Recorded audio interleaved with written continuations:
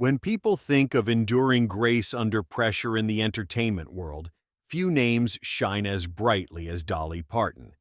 For decades, she has been celebrated not only for her unmistakable voice and songwriting genius, but also for her warmth, humor, and unwavering authenticity. So, what happens when a beloved icon, often called America's sweetheart, walks straight into what feels like a lion's den and refuses to shrink, soften, or surrender? What unfolds when Southern charm meets sharp-tongued skepticism on live television? Today, we revisit one of the most talked-about daytime TV moments, when Dolly Parton's glittering presence collided head-on with the biting commentary of Joy Behar on The View. It became a moment many viewers described as jaw-dropping, a confrontation, centered not just on style but on respect, identity, feminism, and personal boundaries.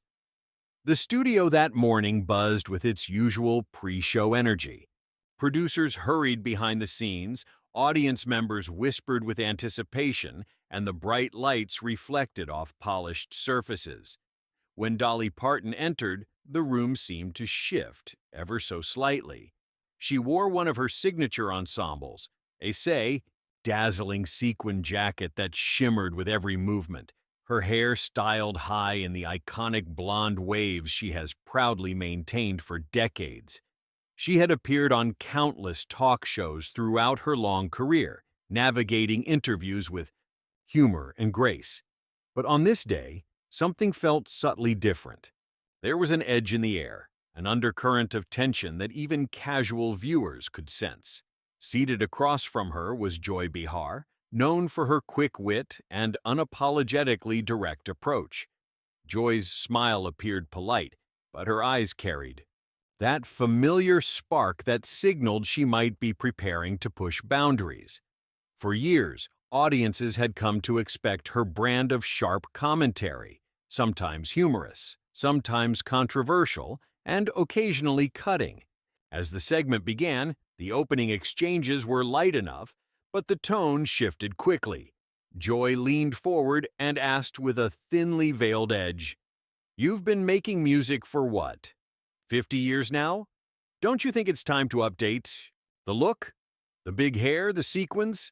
It's very 1970s.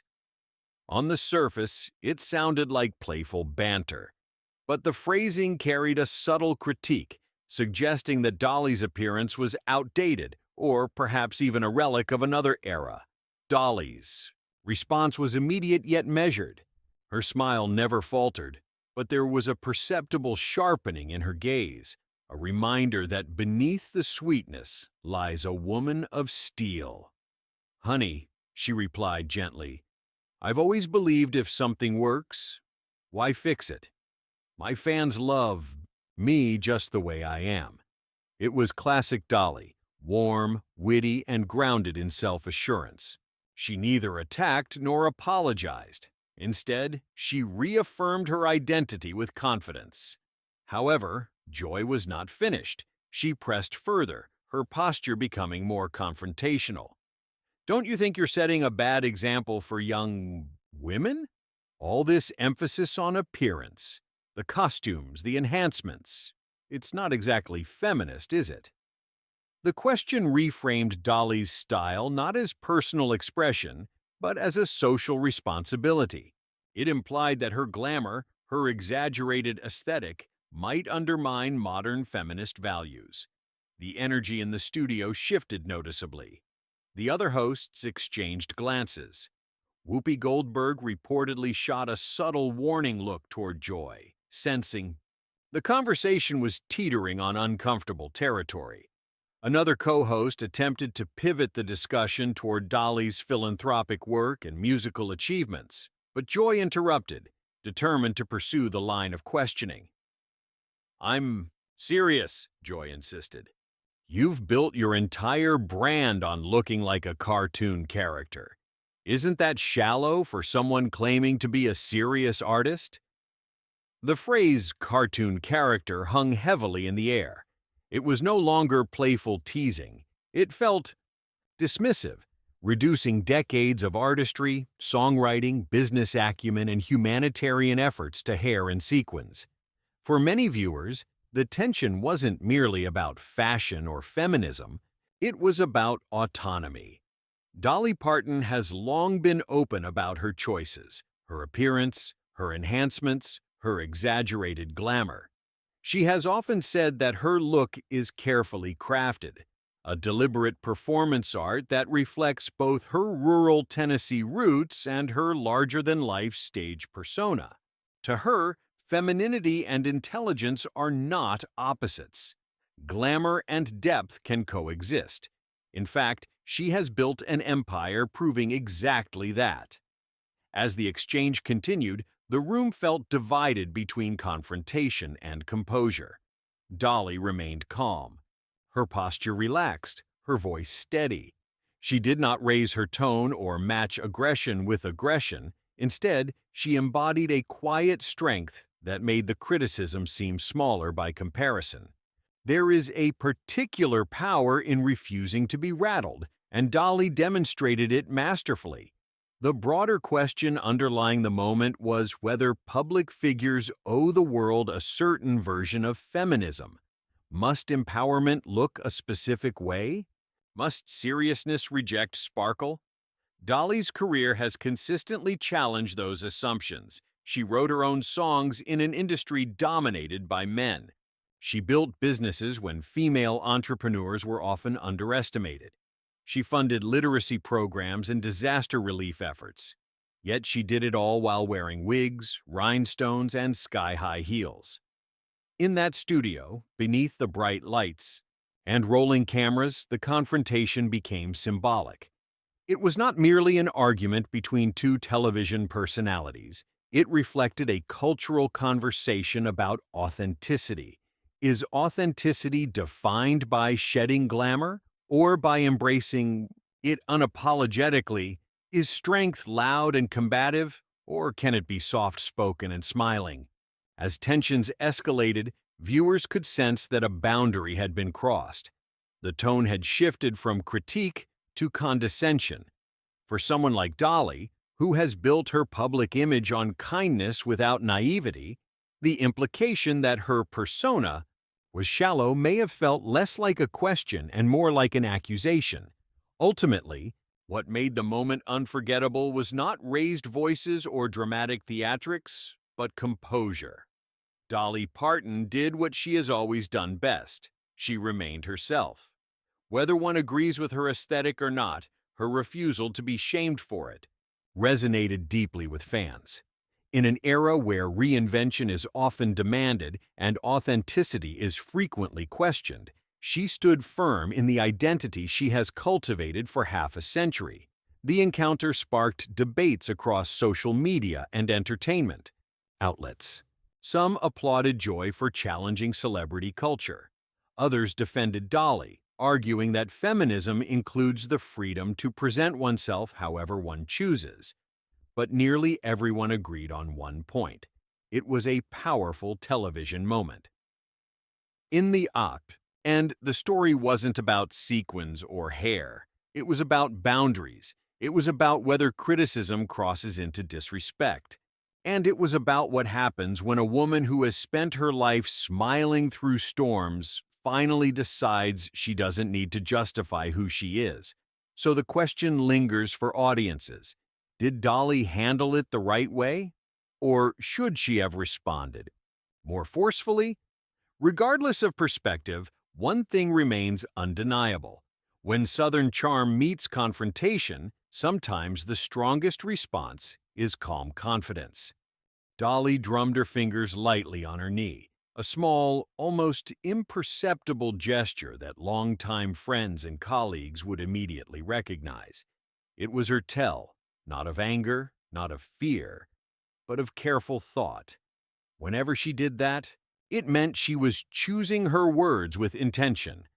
Beneath the glittering lights of the studio and the steady hum of live television tension, she refused to be rushed into a careless response. Her posture remained upright, her smile poised, but there was a quiet recalibration happening behind her eyes.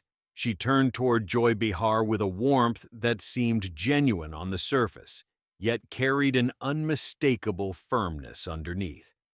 "Joy? Darling," she began, her southern cadence smooth and melodic, "I've never claimed to be anything other than exactly who I am."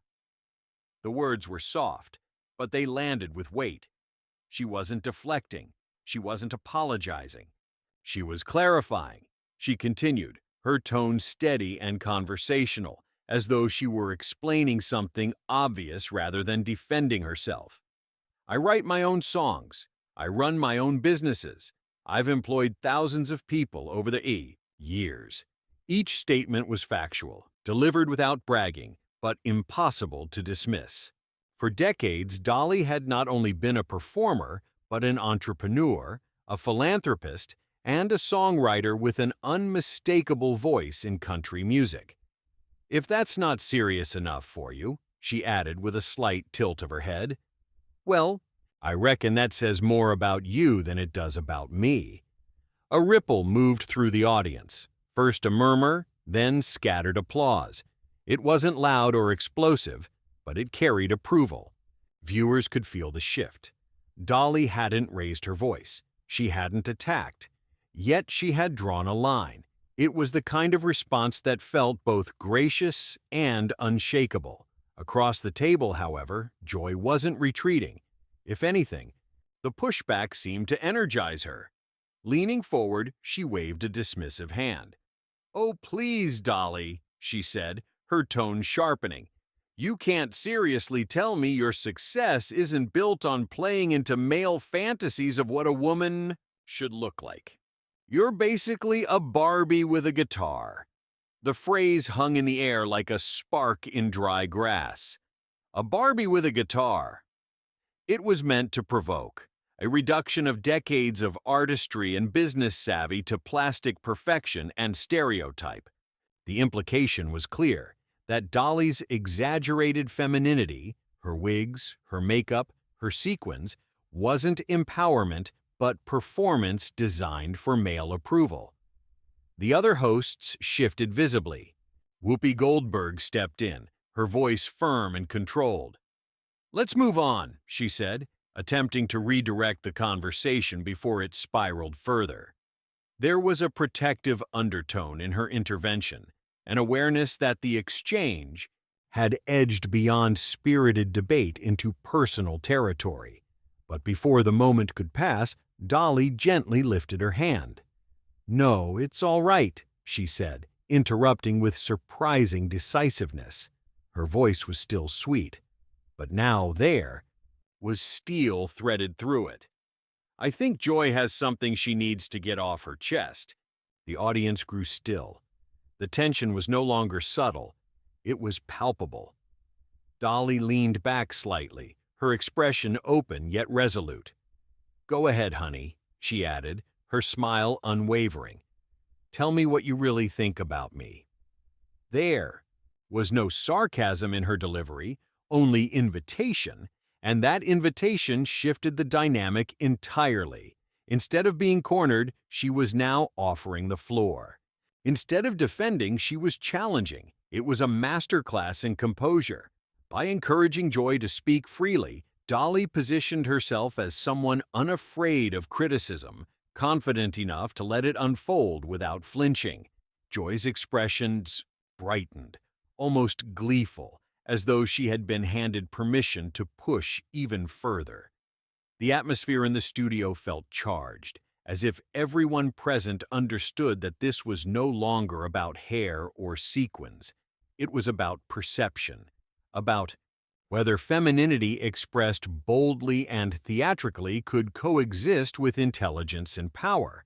Dolly's stillness became its own statement. She did not shrink in her chair. She did not adjust her jacket self-consciously. She remained exactly as she had walked in, sparkling, unapologetic, and entirely herself.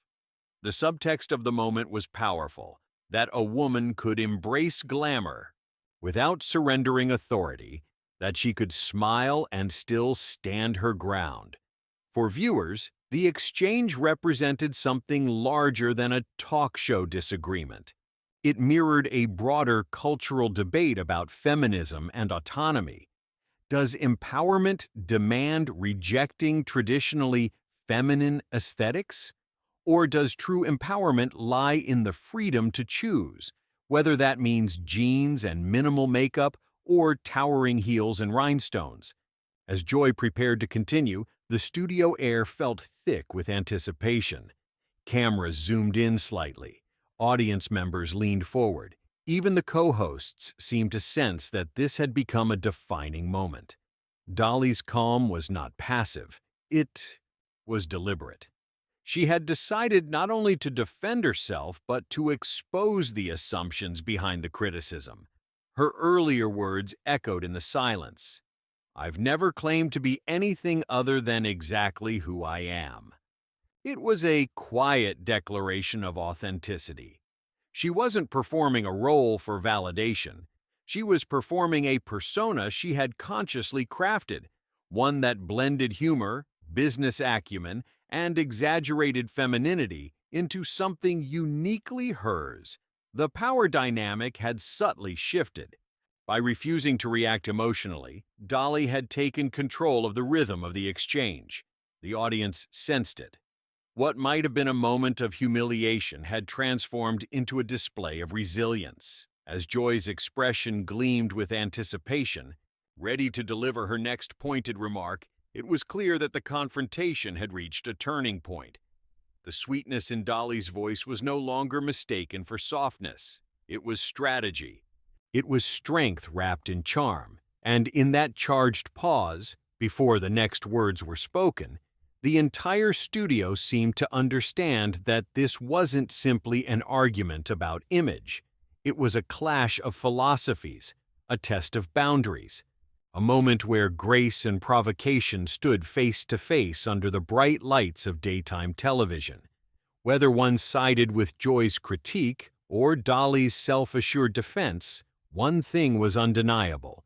The exchange had become unforgettable, not because of shouting or theatrics, but because of composure, because of the quiet power of someone who knows exactly who she is and dares anyone to question it openly. The moment Joy's words landed, sharp, dismissive, and deeply personal, the atmosphere inside the studio seemed to collapse inward. "Fine," she said, her voice cutting through the air. "I think you're smart, but you've spent your career dumbing yourself down to appeal to men. That cutesy Southern Belle act? It's an insult to women who fought for real equality. And it's about time someone called you out." What followed was not gasps or boos, but something far heavier. Silence. The kind of silence that presses against the ears. Even the hum of the studio lights felt louder by comparison. Audience members stopped shifting in their seats.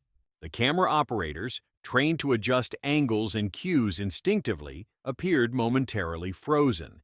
Everyone understood that this was no longer a casual exchange or a provocative question. This was an accusation, one aimed at a woman whose entire public life had been built on balancing kindness with strength. At the center of it all sat Dolly Parton, perfectly still. Her smile did not disappear. If anything, it softened, becoming almost serene. But those who knew her well could see the subtle shift in her posture. Her shoulders straightened just slightly, her hands relaxed, resting calmly in her lap. It was a quiet signal, almost imperceptible, but unmistakable. The tide had turned.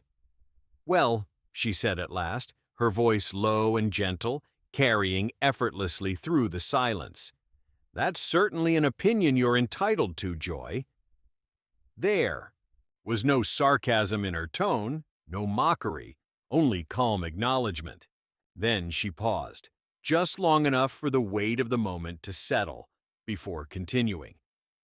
"But let me ask you something." She turned her gaze fully toward Joy Behar, not challengingly, not angrily, but directly. "How many literacy programs have you started?" she asked. How many kids have you helped get through college? How many hospitals have you funded? The questions were not shouted. They didn't need to be. They landed one by one, each heavier than the last. For the first time since the segment began, doubt flickered across Joy's face.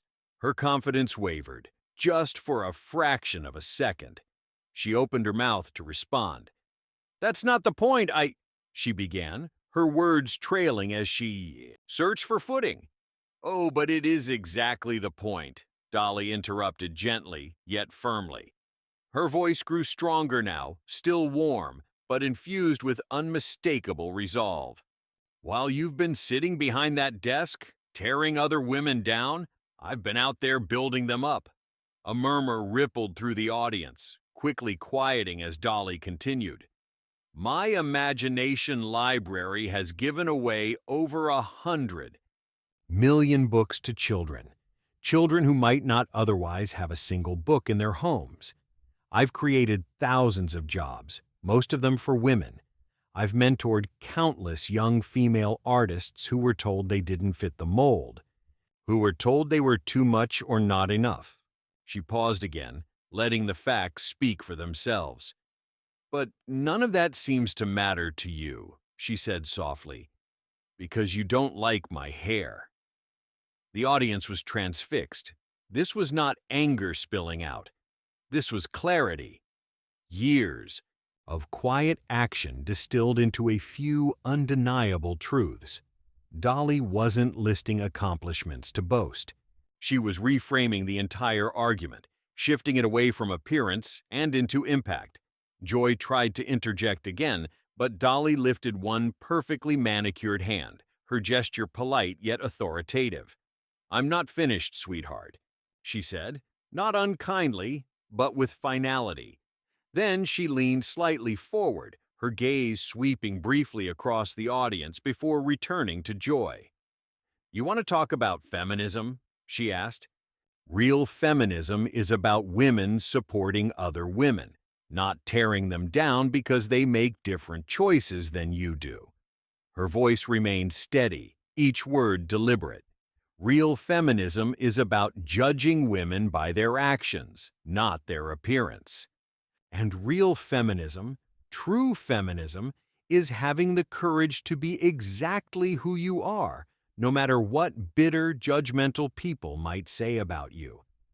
The words hung in the air, resonant and unyielding. They weren't theoretical. They were lived.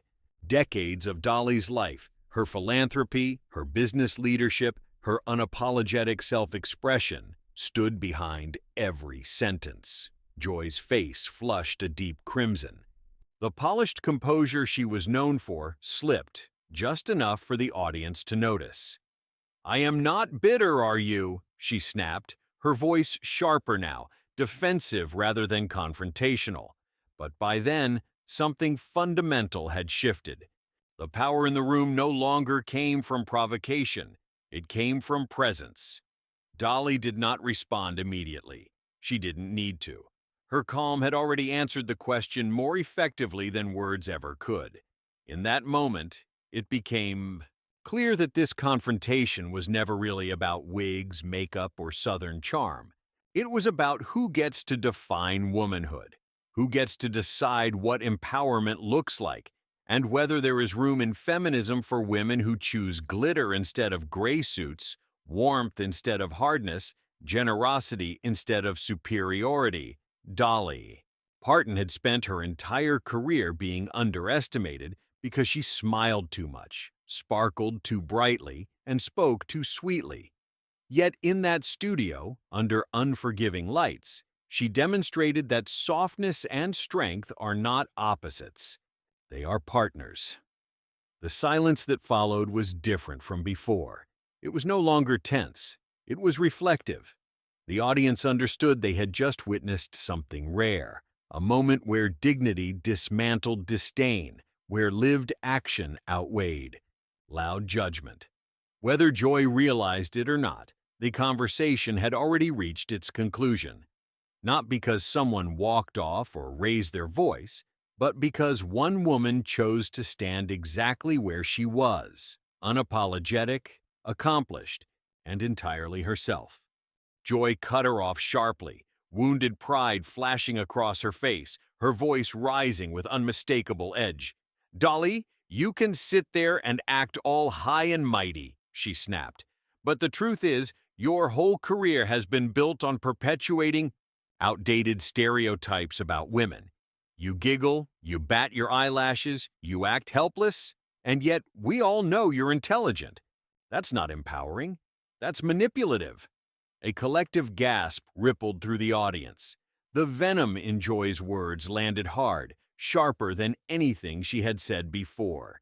The studio lights felt harsher now, the air heavier, as if everyone present understood they had crossed into territory where reputations and legacies were being openly challenged. At the center of it all sat Dolly Parton, serene as ever. Her trademark smile remained calm, almost luminous, untouched by the accusation.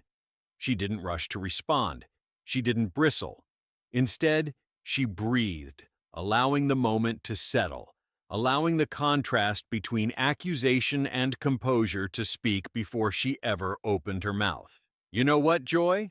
she said finally, her voice gentle but steady. "You're right about one thing." The audience leaned in. Even Joy seemed momentarily surprised.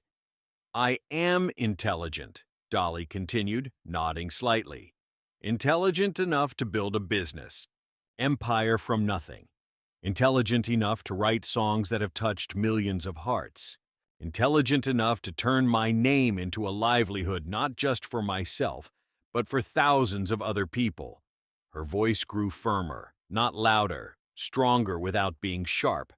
"And I'm intelligent enough to know that the way I choose to present myself does not diminish my accomplishments, my talent, or my worth as a human being." She paused, her eyes steady on Joy's. "But apparently, I'm not intelligent enough to figure out why you think it's your place to judge other women's lives." A murmur swept through the audience, this time louder, more energized. Heads nodded. Hands came together in restrained applause. The dynamic in the room had shifted yet again, not through force, but through clarity. Joy's face darkened further, frustration now overtaking control. "Someone needs to call out this fake persona you've created," she shot back. "You're not really this sweet, innocent country girl. It's all an act." The accusation hung in the air. Fraud, performance, deception. It was a direct challenge to Dolly's authenticity, to the very foundation of her public identity. "And what if it is?" Dolly fired back, not with anger, but with unmistakable fire in her eyes. Her posture straightened, her voice calm but resolute. "What if I have chosen to present myself in a way that makes people feel good? What if kindness and warmth are better than cynicism and cruelty?" She tilted her head slightly. "What exactly is wrong with that?" Joy scoffed, almost spitting the words. "It's dishonest. It's not authentic." That was when Dolly laughed. Not defensively, not bitterly, but with a genuine, radiant laugh that seemed to lift the tension straight out of the room. It was the kind of laugh that filled space, warm and unforced, reminding everyone why audiences had loved her for decades. "Authentic?" she repeated, smiling. "Darling, let me tell you what authentic is." Her voice softened, but the conviction behind it only deepened. Authentic is growing up dirt poor in the Tennessee mountains, knowing hunger, knowing hardship, and still believing you could become something more. Her words painted images without effort: bare feet, simple homes, big dreams born in small places. Authentic is working every single day to build a life when nothing is handed to you, she continued. It's writing songs late at night because you have stories inside you that need to be told. It's failing, getting back up, and failing again until one day you don't. She gestured lightly toward herself, not boastful, just factual. Authentic is making choices about how you look, how you speak, how you present yourself to the world, and owning those choices without apology. Her gaze sharpened just a touch. Authentic is knowing that femininity does not cancel out. Intelligence and kindness does not mean weakness. The studio was utterly silent now, but it was no longer an uncomfortable silence. It was reverent, attentive, as though everyone present realized they were witnessing something rare, a woman articulating her truth without hostility, without defensiveness, and without surrender. Dolly continued, her voice steady and assured. You see, Joy, some women fight by raising their fists. Others fight by opening doors. Some shout, some build. I chose to build. She smiled again, softer this time. And I chose to do it my way. Across the table, Joy Behar looked unsettled, her usual sharpness dulled by the weight of the response. The easy rhythm she once controlled had slipped from her grasp. This was no longer a debate she could dominate with sarcasm or volume. Dolly's final words landed not as a blow, but as a truth too solid to dismiss. If the world feels a little lighter when I walk into it, she said quietly, if people feel seen, comforted, or inspired, then I reckon that's not manipulation. That's purpose. The audience erupted, not in chaos, but in sustained applause. Some stood, others wiped at their eyes. It wasn't just about Dolly anymore. It was about every woman who had ever been told she was too much, too soft, too feminine, too sparkly to be taken seriously. In that moment, under the unforgiving lights of daytime television, Dolly Parton didn't just defend herself. She redefined the conversation. She reminded everyone that empowerment does not wear a single uniform, that authenticity has many voices, and that strength can come wrapped in sequins, laughter, and grace. And as the applause echoed through the studio, one thing was unmistakably clear. Kindness had not lost its power. It had simply been underestimated.